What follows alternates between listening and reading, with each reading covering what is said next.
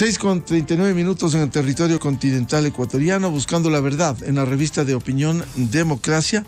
Vamos a iniciar la jornada de entrevistas para hablar precisamente sobre los fuertes sismos que hubo este lunes y que han continuado las réplicas, especialmente en la provincia del Carchi.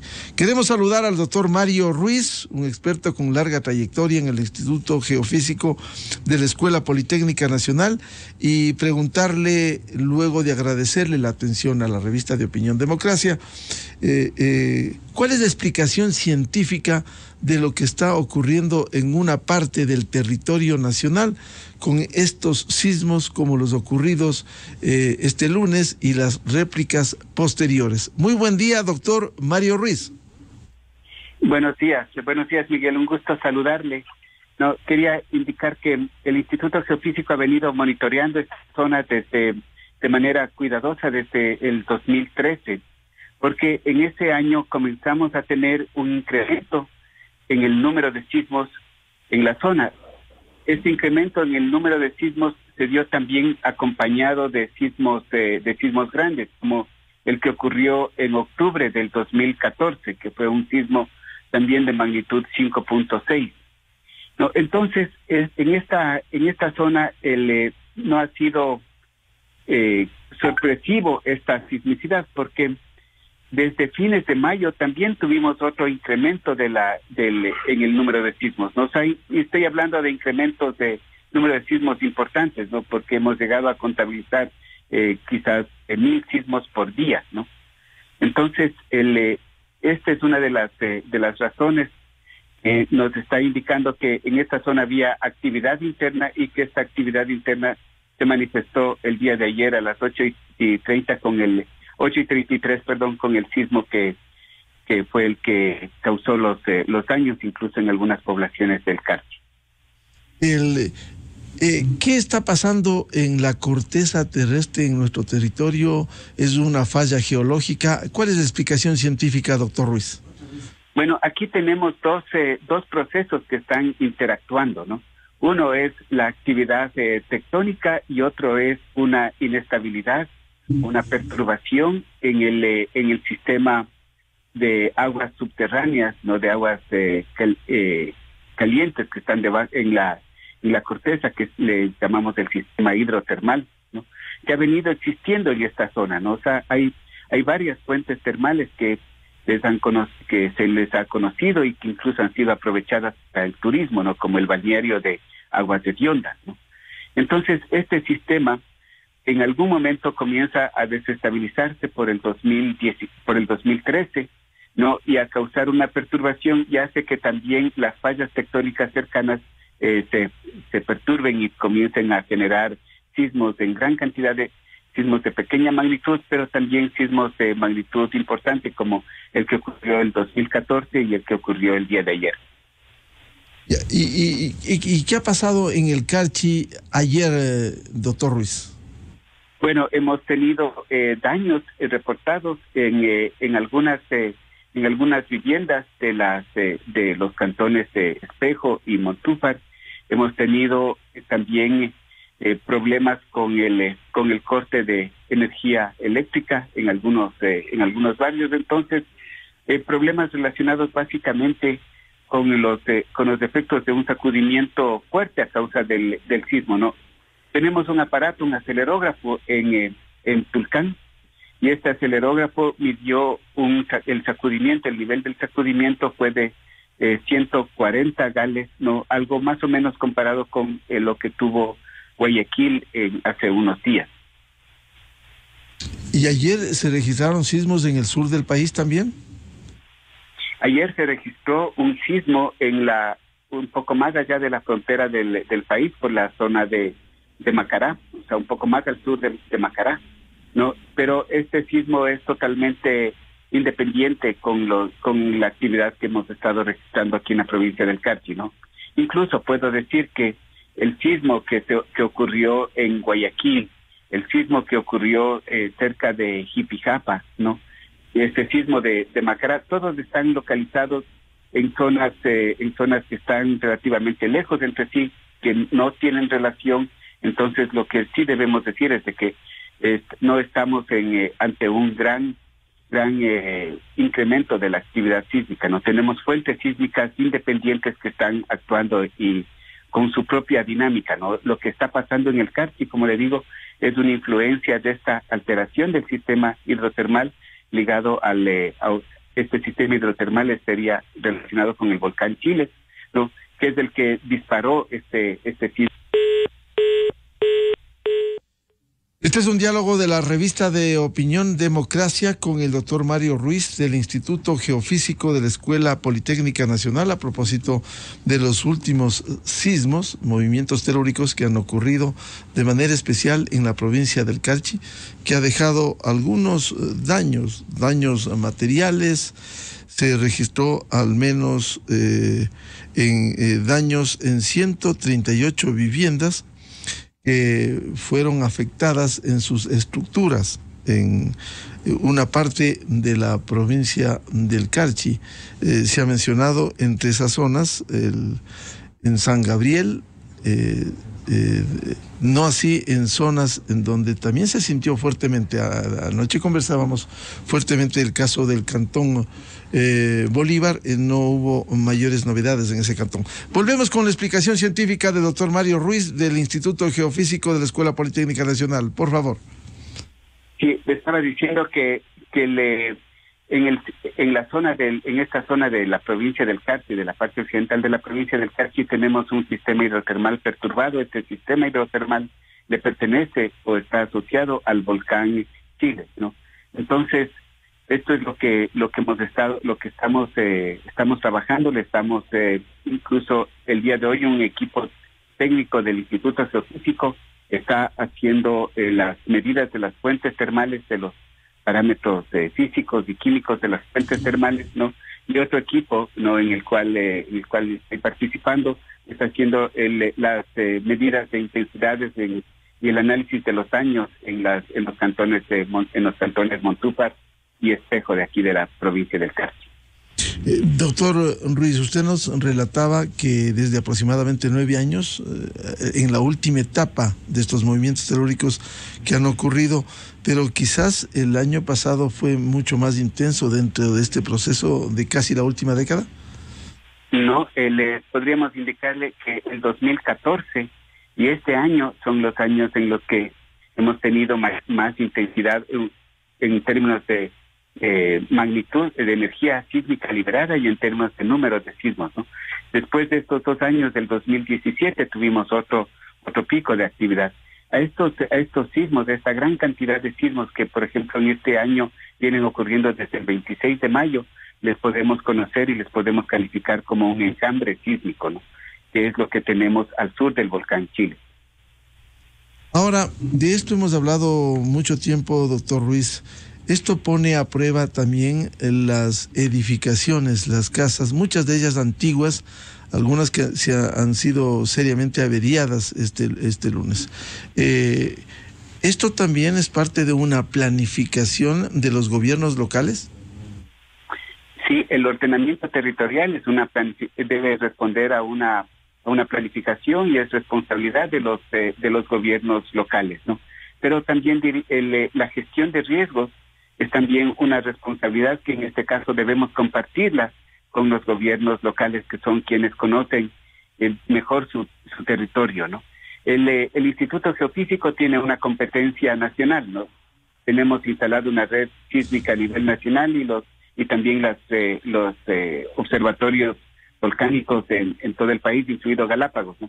Pero, por ejemplo, en el caso de poblaciones como San Gabriel o de ciudades como San Gabriel, ¿no?, ahí deben tener una especial atención porque tienen edificaciones patrimoniales, ¿no?, que deben ser reforzadas para evitar que estas edificaciones que son como joyas arquitectónicas, ¿no?, sean afectadas por acción de los sismos, ¿no?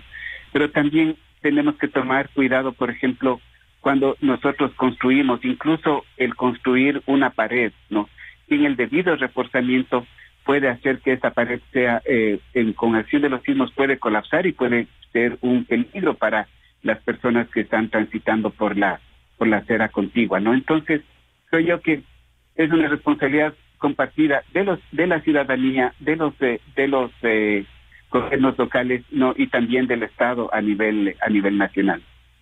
Ahora, el ordenamiento territorial le corresponde a los gobiernos autónomos descentralizados, en donde debiera haber los debidos controles, autorizaciones, a fin de impedir malas edificaciones que luego se reflejan en un movimiento telúrico, doctor Ruiz. Exactamente, o sea, el mismo sismo puede tener efectos sumamente diferentes si es que afecta a una ciudad que se ha preparado bien, que ha construido con normas, siguiendo normas de construcción adecuadas, ¿no? O con otra ciudad que no se ha preparado, ¿no? Es muy claro el ejemplo de lo que pasó en Haití, ¿no? Con un sismo de magnitud similar que puede pasar en Japón o en California o en Chile, ¿no? Entonces, en Japón, en California o en Chile, que son países o ciudades o zonas que se preparan bien, no, un sismo de magnitud 7 puede afectar a muy pocas edificaciones, no, y quizás no causar ninguna fatalidad, no. Pero en cambio, un sismo de magnitud 7 en Haití vimos que causó más de 300,000 fallecidos.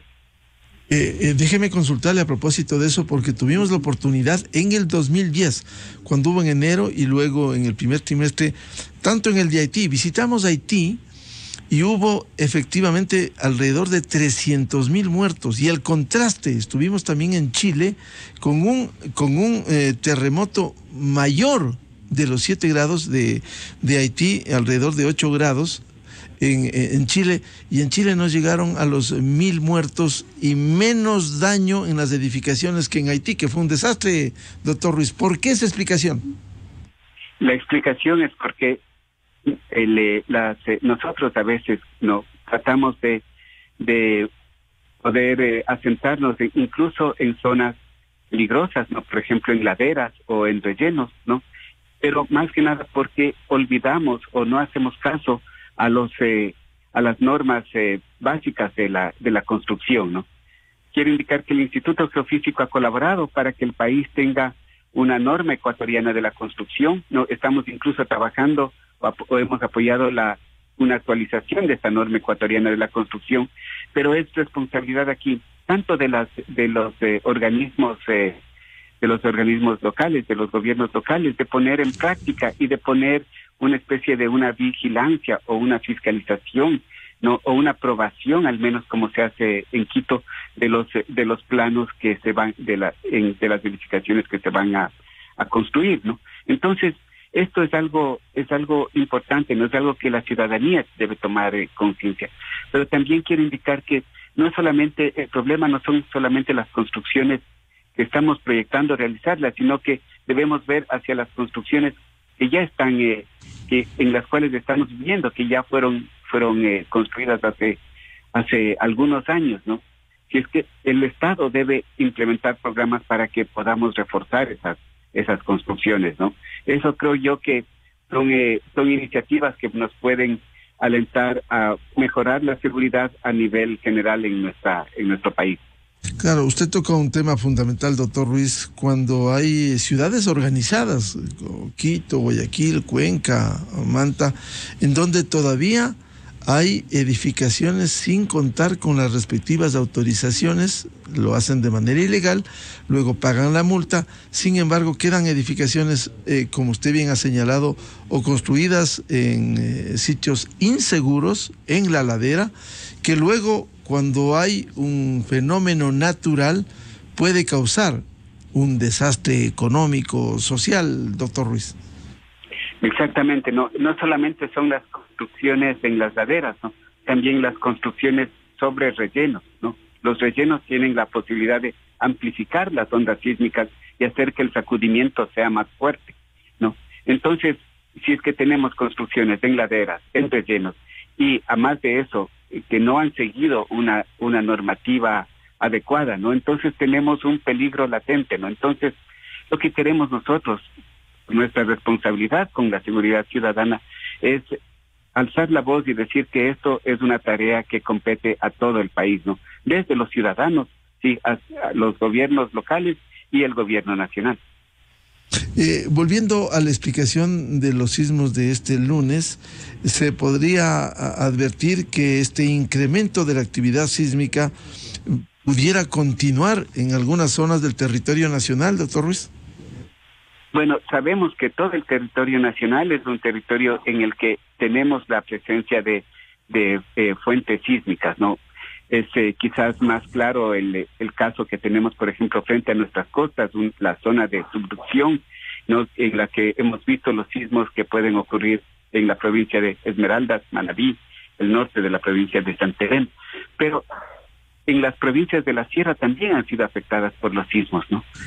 Entonces recordemos los terremotos grandes, ¿no? El terremoto que destruyó Riobamba en 1797, el terremoto que destruyó todas las ciudades de Imbabura en 1868. Claro, Ibarra, ¿no? De Ambato, el terremoto de Ambato de 1949. Entonces, Ecuador se ha tenido a lo largo de su historia, lamentablemente ha sufrido el embate de los sismos, ¿no? Entonces, esto tenemos que recordarlo siempre para hacer conciencia de que vivimos en un país sísmico.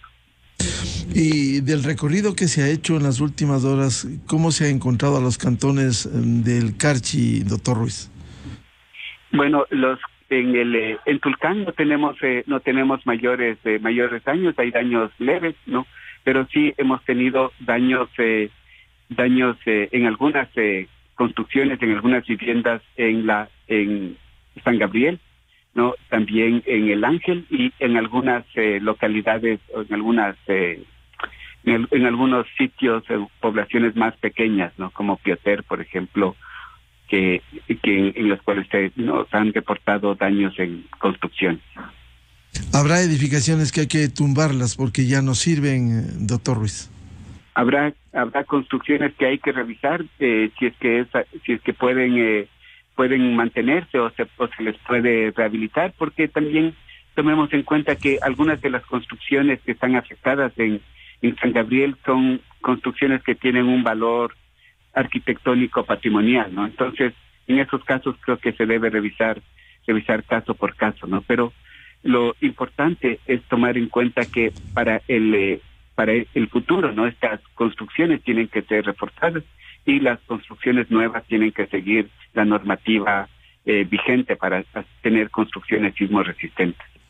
¿Qué recomienda el doctor Mario Ruiz del Instituto Geofísico de la Escuela Politécnica Nacional frente a estos fenómenos naturales que han ocurrido y seguirán ocurriendo porque no hay garantía de que ello deje de temblar la tierra? Sí, yo haría dos recomendaciones, ¿no? La primera, que la población siga las informaciones oficiales que tenemos. Hemos estado trabajando en esta zona, tenemos equipos que están funcionando y tenemos la posibilidad de dar datos con el mayor respaldo científico, ¿no? La segunda recomendación es de que ante la eventualidad de un sismo, ¿no? Nosotros reaccionemos con calma, ¿no? Y que siempre recordemos que lo que debemos hacer es buscar, por ejemplo, una mesa, o si estamos en un aula, un escritorio, ¿no? Y no se cubramos con esa mesa o con ese escritorio hasta que pase el sacudimiento fuerte, ¿no? En ese momento tenemos que tratar de desconectar, por ejemplo, las fuentes de paso de energía eléctrica y tratar de caminar evitando, por ejemplo, los pisos que estén con objetos cortantes y poder salir a la calle en calma, ¿no? Esa es la mejor recomendación, ¿no? Países como Japón, como Estados Unidos, como Nueva Zelanda, como Chile, que tienen mucha experiencia, es lo que recomiendan a sus ciudadanos. Bien, al doctor Mario Ruiz del Instituto Geofísico de la Escuela Politécnica Nacional, muchas gracias por atender a la revista de Opinión Democracia y seguiremos en contacto para que nos ilustre siempre los análisis científicos de estos movimientos telúricos. Muy amable, Mario, su atención. Para servirle, Miguel. Hasta luego y saludos a la ciudadanía.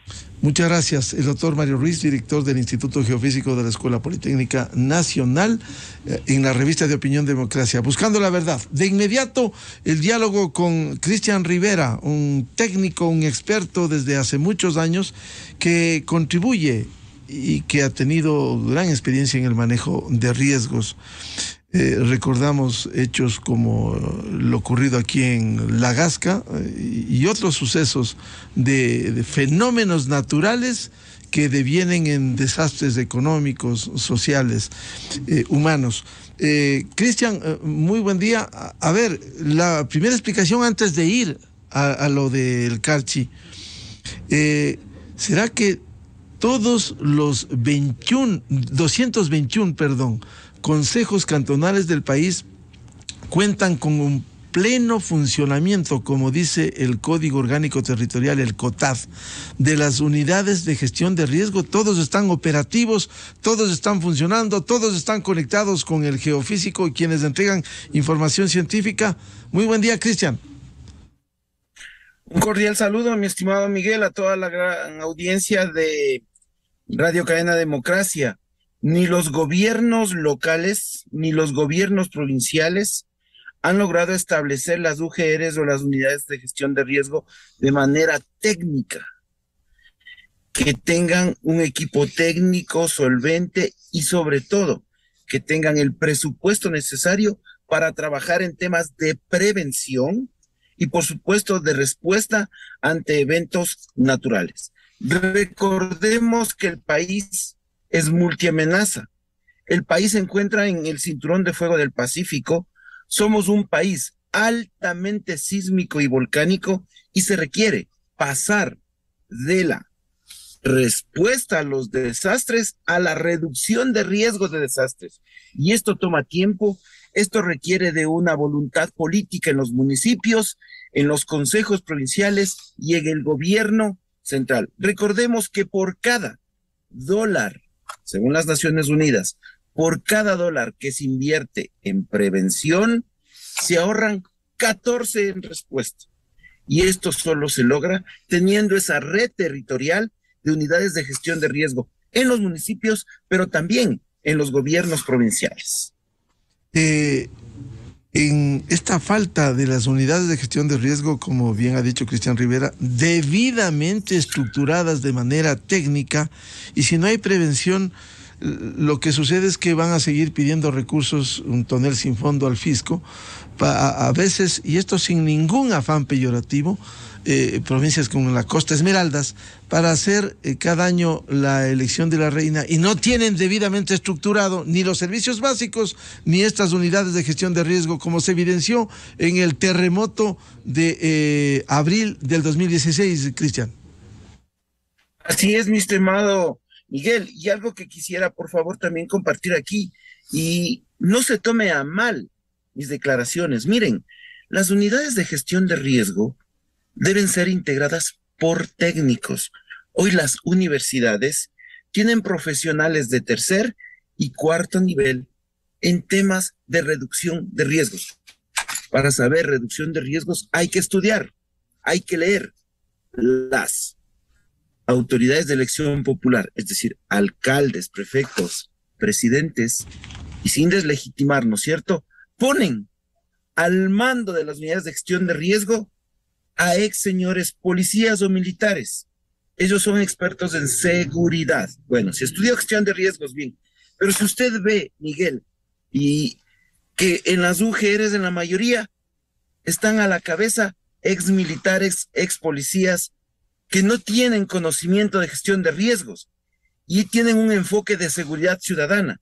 Y ahí, lastimosamente, es donde el trabajo empieza de manera débil.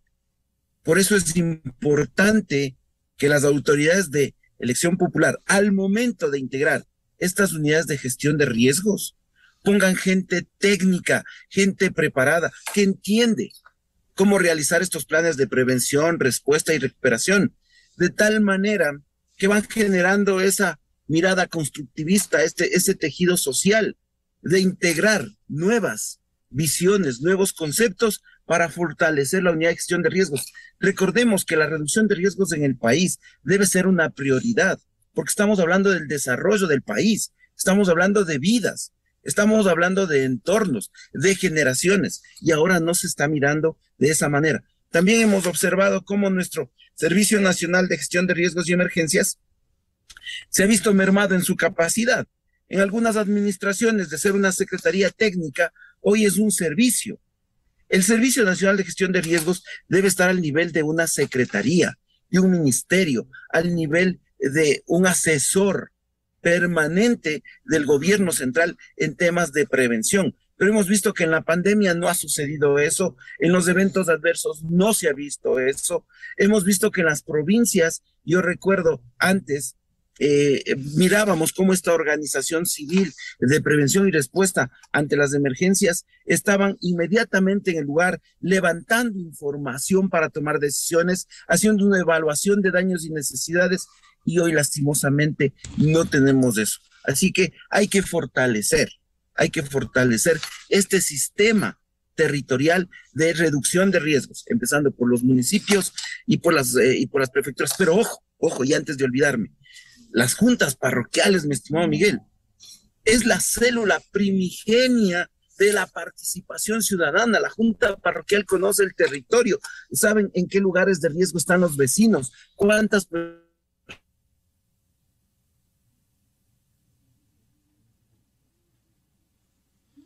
personas vivían en un caserío, riesgos que además en algunas administraciones de asambleístas todavía no han aprobado la ley de gestión de riesgos en el país, más de 12 años. Obviamente que esta ley no es que se aprueba y al otro día somos menos vulnerables, no, pero al menos tenemos trazada la cancha para poder trabajar de manera coordinada. Cristian Rivera ha tocado otro de los temas, 821 juntas parroquiales rurales hay en el Ecuador.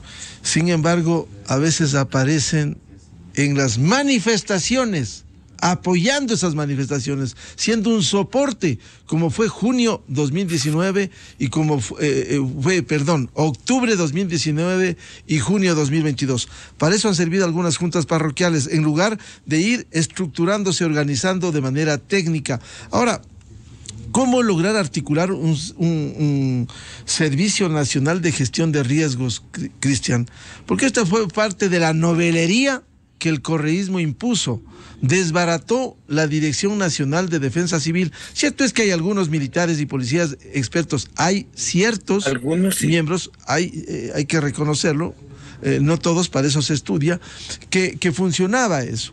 Fueron a la novelería del Sistema Nacional de Gestión de Riesgos, en donde al comienzo, recuerdo, en ese gobierno, no entendían ni siquiera los conceptos claros de lo que es una gestión de riesgo. En todo caso, ¿qué debieran hacer, por lo que menciona Cristian Rivera, las juntas parroquiales? ¿Cómo debieran acompañar tanto a la labor de los gobiernos locales, los municipios, como los gobiernos provinciales? Generando sus equipos de gestión de riesgo parroquiales. Debemos de entender que la reducción de riesgos afecta más, mejor dicho, cuando se produce una emergencia o un desastre, se ven afectadas más las comunidades rurales, sin lugar a dudas. Entonces, muchas veces pensamos nosotros solo que lo urbano se destruye, que lo urbano se daña, que solo en lo urbano hay que hacer prevención, y no es así. Las juntas parroquiales tienen esa capacidad desarrollada de la organización comunitaria, de conocer el territorio, las costumbres, caminos, reservorios de agua, es decir, tienen una panorámica real de su territorio. Generen presidentes y presidentas de las juntas parroquiales, generen sus equipos de reducción de riesgos, hagan prevención. Ustedes tienen una particularidad, como en las parroquias, ustedes a través de sus comités se conocen, tienen mayor participación de la ciudadanía, por un lado. Y por otro lado, Miguel, tú decías, ¿qué hacer con este tema del Servicio Nacional de Riesgos? Despolitizarlo, pues.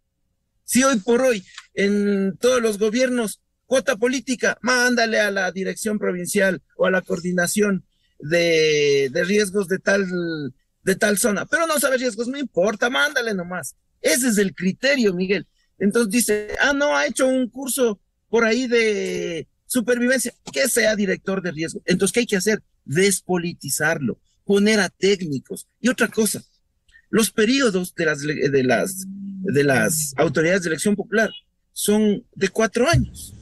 ¿Y qué sucede? Es que estos procesos se cortan, porque vienen las nuevas las nuevas autoridades y dicen, no, esto no sirve, esto no hay que dar continuidad, y se pierden recursos que salen de nosotros, los ecuatorianos. Hay que darles continuidad a los equipos técnicos de reducción de riesgos, hay que despolitizarlos. Caso contrario, seguiremos nosotros, generando criterios solo de respuesta, y no estamos generando o fortaleciendo esa cultura de reducción de riesgos de emergencias y desastres. Es decir, siendo solo reactivos y no proactivos y preventivos. Cristian. Así es, somos un país reactivo, somos una comunidad reactiva. Miren, ahora mismo la erosión regresiva del río Coca. Estamos en riesgo de quedarnos sin luz.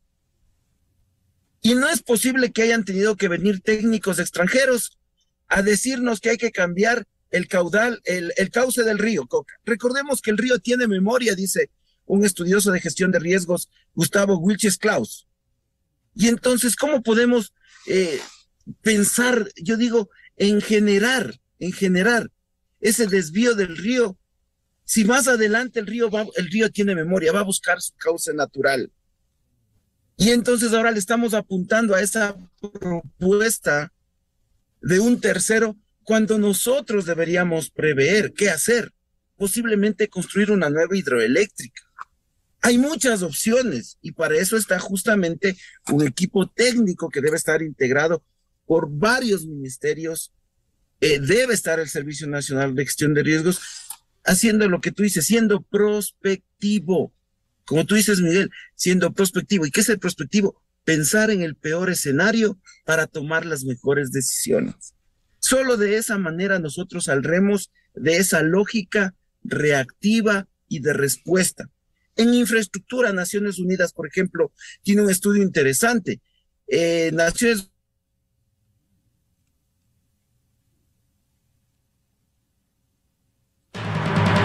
Unidas dice que si invertimos, en lugar a dudas, cuando se produce una emergencia o un desastre, las estructuras se pueden aguantar más y sobre todo se pueden recuperar de manera inmediata. Cristian, bueno, hay una tarea del Estado, es evidente, y ojalá, perdón la redundancia, hubiera una política de Estado conectado con los gobiernos autónomos descentralizados, mal llamados, pero también es una tarea de los ciudadanos. Hay otras sociedades, como citaba el doctor Mario Ruiz del Geofísico, en Chile, qué decir en Japón, que viven con el problema latente y permanente, Estados Unidos y otros países. ¿Cómo lograr que también asumamos desde la visión ciudadana una acción de prevención y de preocupación? A través de la educación comunitaria, mi estimado Miguel. Tuve la oportunidad de estudiar en Japón y la gente ahí está motivada, la gente conoce que se encuentra en un país también altamente sísmico y volcánico, muy similar, me refiero a temas de amenazas muy similar al Ecuador, pero la gente ahí sabe que sus gobernantes no se roban un centavo, respetan el dinero y lo invierten en prevención. Además, desde los más pequeños en Japón, son entrenados, capacitados, educados en reducción de riesgos, en respetar los entornos, en armar sus planes de emergencia, en entender que hay que invertir también con...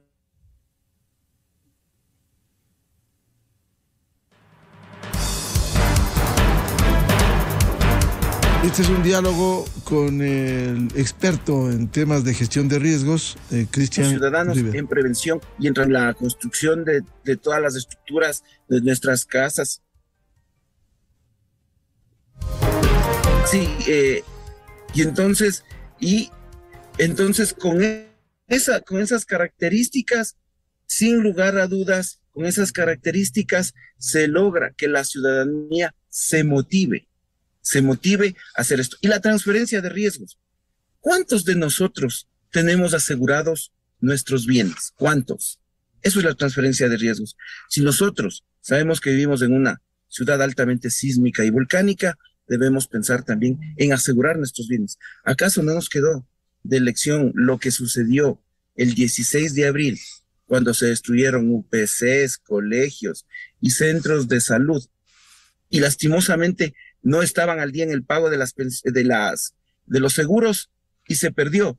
Entonces, todo eso hay que ir pensando para que tengamos una sociedad que trabaje muchísimo también cumpliendo su rol de prevención, teniendo su plan de emergencia familiar, su plan de emergencia escolar, su plan de emergencia laboral, donde todos y cada uno cumplimos un rol para reducir los riesgos de emergencias y desastres. Claro, pasan los fenómenos naturales, ya nos olvidamos de actualizar la mochila de emergencia.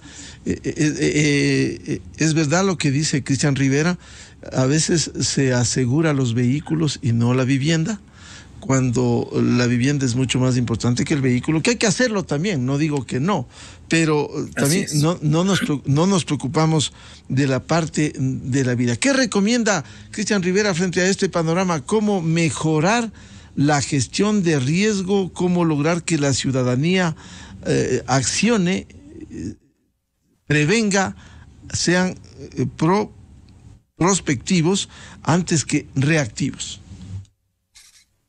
Bueno, primero, hoy tenemos la facilidad de la tecnología. Yo recomiendo a los usuarios de redes sociales, cuando tengan un tiempito, vean un documental de gestión de riesgos que se llama Ecuador Tierra Adentro. Ecuador Tierra Adentro.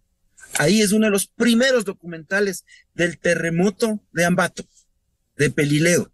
Y usted va a entender qué sucede cuando existen terremotos o movimientos como los que sucedieron en ese año en una zona rural. Por un lado, conozcamos los antecedentes, veamos cómo hemos evolucionado durante estos eventos naturales.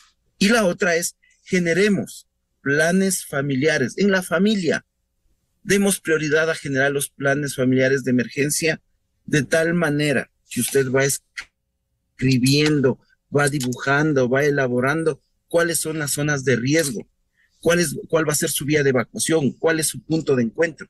Y una vez que ya tiene claro ese panorama de cuál es el rol de cada uno de los integrantes de la familia, de hacer escenarios que el terremoto, erupción volcánica, el deslave se produce a la madrugada, en la noche o lo que sea, usted va a hacer un simulacro familiar y va a evaluar.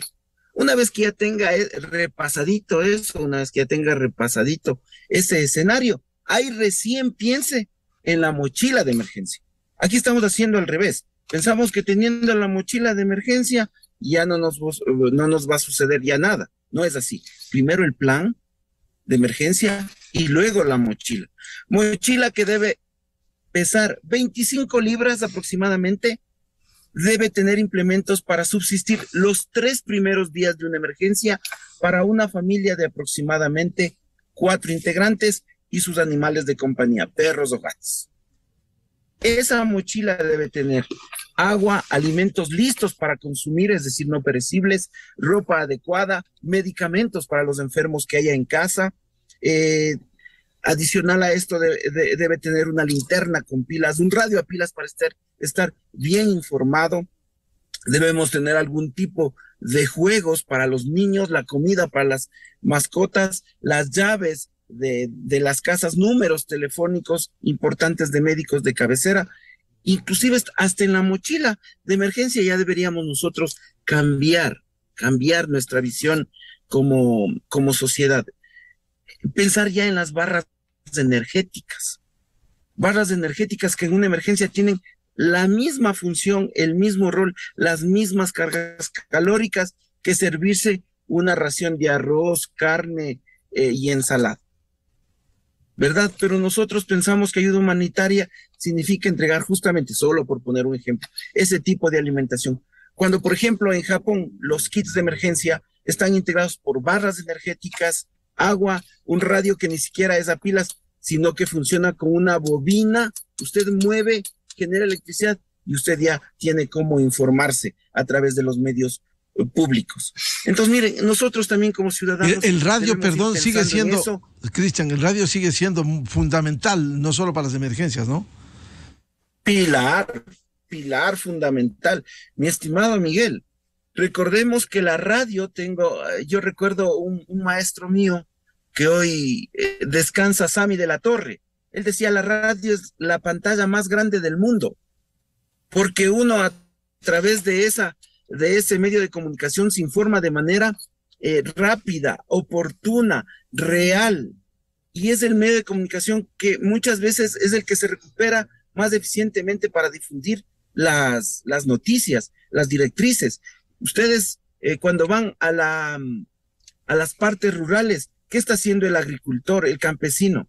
Está escuchando la radio, pues, mientras siembra, mientras labra la tierra.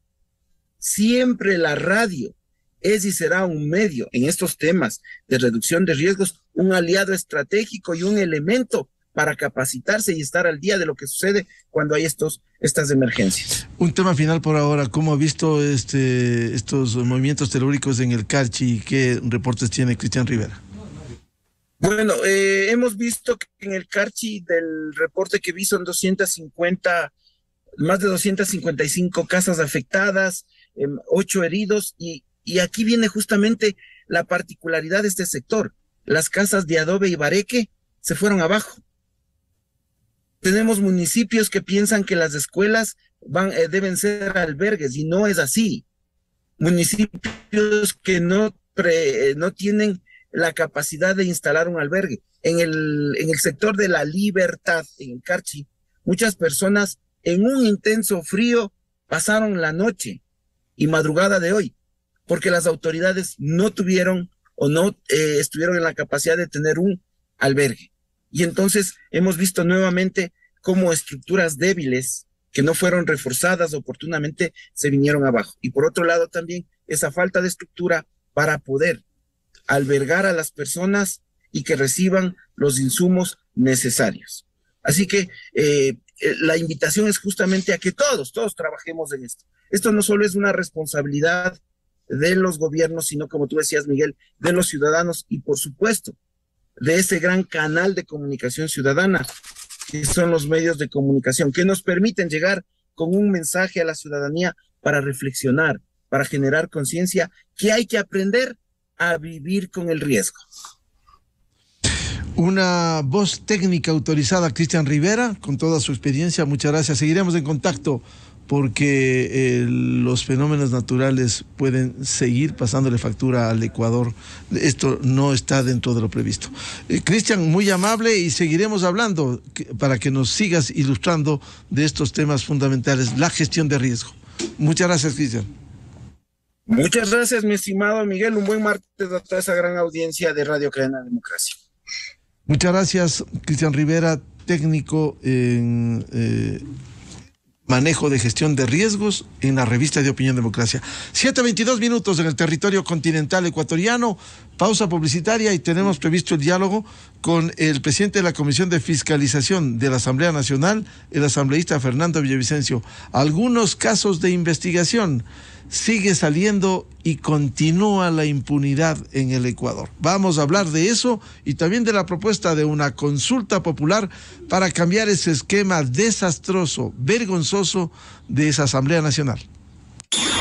Miguel Rivadeneira en la revista de Opinión Democracia. Inicio de espacio promocional y publicitario. El SUV más vendido se renueva completamente y llega al nivel Pro. Es el nuevo Chery Tiggo 2 Pro, modelo 2023, con moderno diseño deportivo, poderoso motor 1.5, espectacular pantalla de 9 pulgadas con Apple CarPlay y espacio para